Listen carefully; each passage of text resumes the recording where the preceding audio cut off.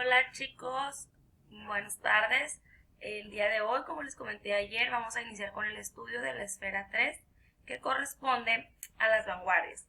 Voy a dividir el tema o el material en dos partes, porque son conceptos pues que no son tan fáciles de digerir, ya que todos los movimientos que surgieron en la vanguardia pues no es algo que tengamos por conocimiento previo o algo así, sino que tenemos que estudiar las características de cada uno de estos movimientos. En las vanguardias yo les recomiendo que ustedes, ya que leen el nombre del concepto, identifiquen la característica principal. No quieran aprenderse todo el concepto porque no va a ser tan sencillo. Lo que yo les recomiendo es que cuando detectan una vanguardia diferente, un movimiento nuevo, ustedes digan, este corresponde a esto, o sea, que encuentren la principal característica de ese movimiento para que ustedes, a la hora de que les preguntan qué es cada uno, pues de pérdida puedan identificar qué es lo más importante de ese movimiento. Las vanguardias se constituyeron como un movimiento artístico heterogéneo que surgió a principios del siglo XX. Su propuesta fue una reacción a las formas tradicionales consideradas agotadas, es decir, ya era lo mismo, ya era como aburrido, ya querían cambiarle, poner algo diferente, algo nuevo, y a partir de eso pues empieza la revolución, la novedad, el cambio con lo de las vanguardias.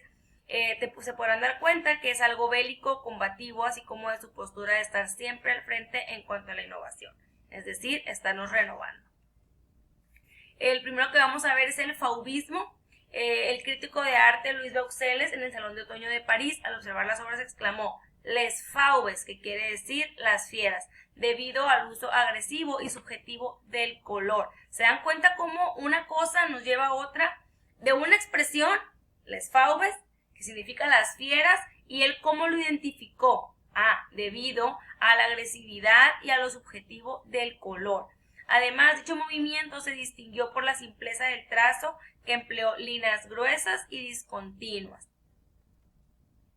El cubismo, bueno, en el cubismo a lo mejor ustedes sí se podrán ayudar un poquito de sus conocimientos previos, ya que obviamente cubo saben perfectamente qué es. Inició en París entre 1907 y 1910.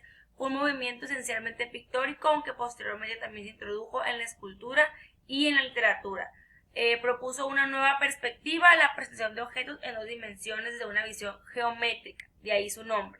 Ahí está, visión geométrica, y como pueden ver aquí en el ejemplo que tenemos de una figura, ustedes alcanzan a ver perfectamente los trazos que nos llevan a triángulos, a rectángulos, a cuadrados. El futurismo. Este movimiento exaltó el nacionalismo y negó cualquier relación con el pasado histórico, ya que concentró su atención en el futuro y en las promesas de la modernidad, el progreso, el uso de la tecnología, la captura de la realidad, el movimiento e incluso la veneración de las máquinas. ¿Se están dando cuenta? Estamos hablando de 1900, 1910, siglo XX. Ahí ya estaban empezando a idolatrar lo que ahorita nosotros nos hace tan común, tan normal, como una máquina, como tener, aquí se pueden ver aviones, algo tan mecanizado. Las obras pictóricas futuristas también se basaron en figuras geométricas y en el uso de colores vivos. También se fijan aquí abajo, hay uso de figuras geométricas y pues claro, los colores que son bastante fuertes. El dadaísmo se basó en la burla, en la ironía y en el azar para modificar la concepción rígida que prevalecía sobre el arte. Su objetivo era acabar con el tradicionalismo y el racionalismo. De ahí viene el de dada, o sea, porque es burla, es ironía. El surrealismo surgió en París también, debido a que ese año se publicó su manifiesto. Se considera heredero directo del dadaísmo, pues se volcó hacia la interioridad del individuo y se propuso recuperar lo más básico e instintivo de los seres humanos. Y vean qué bonita la pintura esa. Ultraísmo. El ultraísmo fue un movimiento plenamente literario que se fundó en España en 1918 a partir de las tertulias organizadas por Rafael Cansinos Ascenso. Quienes lo cultivaron recibieron la influencia de la obra de Guillaume Apollinaire y Stephanie Marmalle. Dicho movimiento tuvo un gran impacto en Hispanoamérica debido a la participación de Jorge Luis Borges.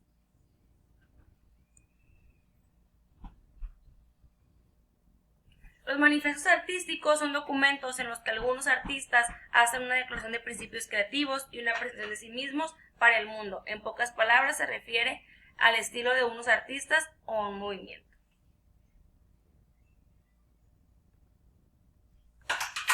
La métrica.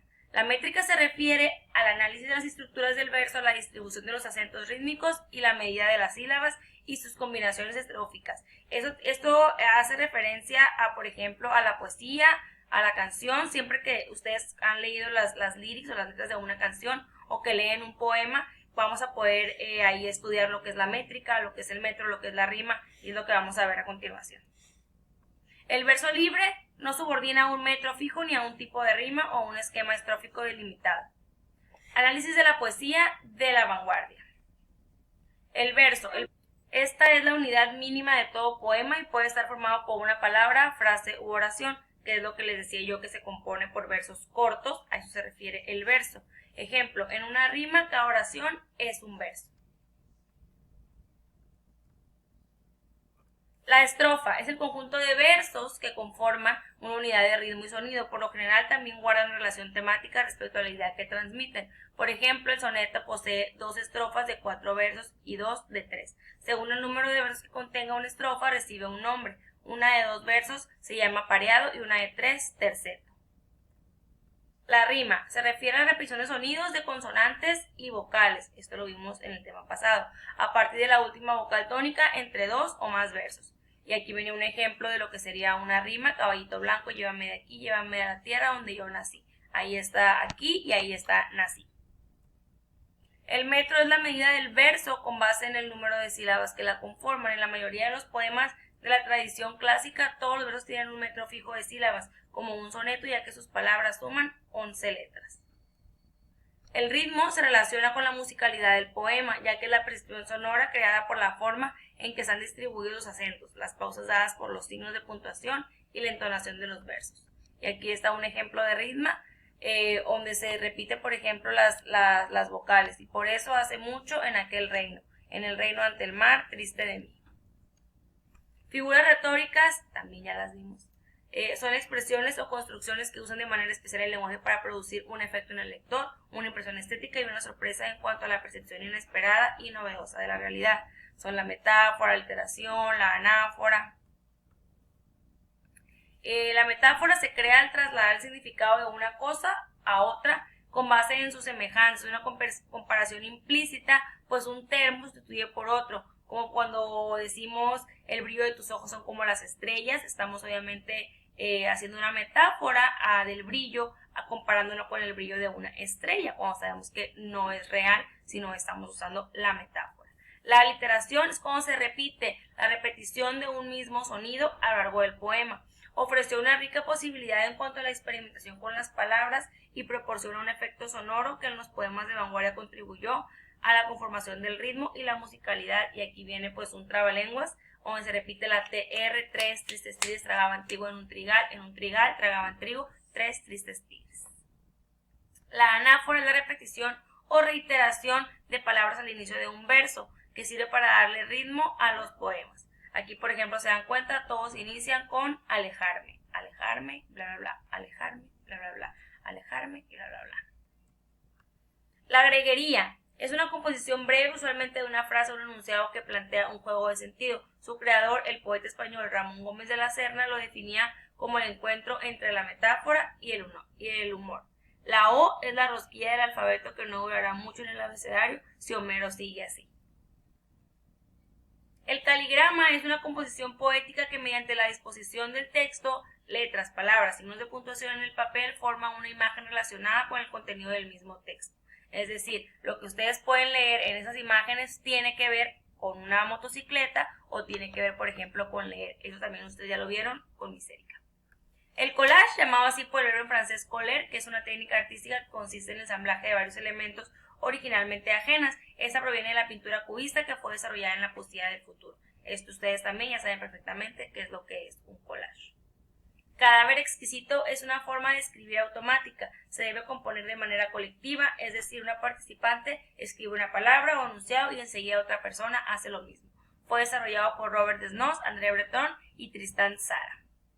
La antología digital es lo mismo que una antología literaria, es la recopilación de textos en torno a un tema, época, género, movimiento, etcétera, de uno o varios autores, seleccionados por un antologador que los considere representativos o relevantes, y cuyo soporte sea un medio digital como un blog o un sitio de internet.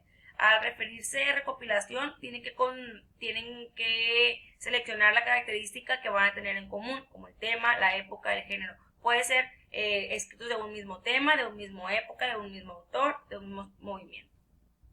El prólogo es un texto breve donde el antologador explica cómo se eligieron las obras y por qué se incluyeron unas, se descartaron otras. Algunas de sus características también sirven para despertar el interés del lector y acercarlo a los textos antologados.